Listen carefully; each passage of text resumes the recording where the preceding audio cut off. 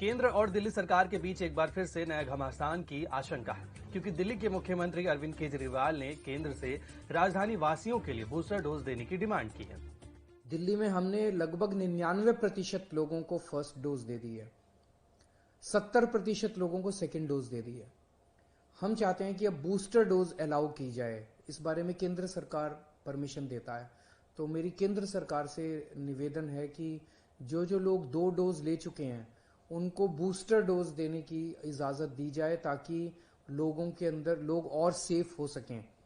दिल्ली में अब हमारे पास पूरा इंफ्रास्ट्रक्चर है। अगर बूस्टर डोज केंद्र सरकार अलाउ करेगी तो सबसे पहले हम अपने हेल्थ वर्कर्स को दे देंगे और फिर बाकी जनता को बूस्टर डोज दे सकते हैं। दोनों सरकारों के बीच घमासान की वजह इसलिए नहीं है कि बूस्टर डोज की मांग गलत है, बल्कि इसलिए कि ये मांग ऐसे समय में आई है जब केंद्र के पास इसे लेकर कोई पॉलिसी नहीं है। वहीं बूस्टर डोज की पॉलिसी को लेकर केंद्र की वैज्ञानिक सलाहकार समिति ने इस दिशा में काम करने की सलाह केंद्र को दी है, लेकिन केंद्र की तरफ से अभी कोई जवाब नहीं मिला है।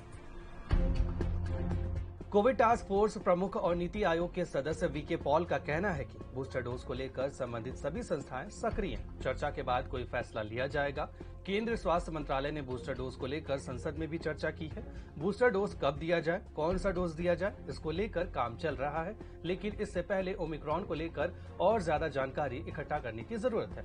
वहीं बूस्टर डोज की मांग को लेकर दिल्ली के स्वास्थ्य मंत्री के मीडिया सलाहकार रजत शर्मा का कहना है कि ऐसी कोई मांग सीएम ने नहीं की है, ये स्वास्थ्य मंत्रालय के संज्ञान में नहीं है। सेकेंड वेव में ऑक्सीजन डिमांड और सप्लाई को लेकर दिल्ली सरकार ने केंद्र को आड़े हाथों लिया था।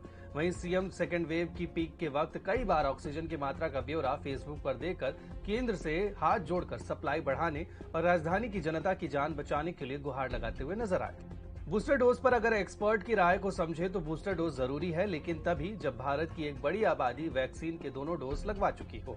मशहूर वायरोलॉजिस्ट प्रोफेसर शाहिद जमील का कहना है कि अब तक का जो डेटा है उसे पता चलता है कि ओमिक्रॉन का संक्रमण बहुत तेजी से होता है। हालांकि इसके लक्षण बहुत माइल्ड है। अब इंडिया को यह डिसाइड करना होगा कि उसे इन्फेक्शन से प्रोटेक्शन चाहिए या डिजीज से। देश में भले ही बूस्टर डोज को लेकर कोई पॉलिसी नहीं बनी है, लेकिन डिमांड की गूंज अब सुनाई देने लगी है। वहीं नए वेरिएंट ओमिक्रॉन को लेकर तीसरी लहर की आशंका ने एक खौफ का माहौल बना दिया है। ऐसे में लोगों को इंतजार है कि बूस्टर डोज को लेकर केंद्र सरकार क्या फैसला लेती है।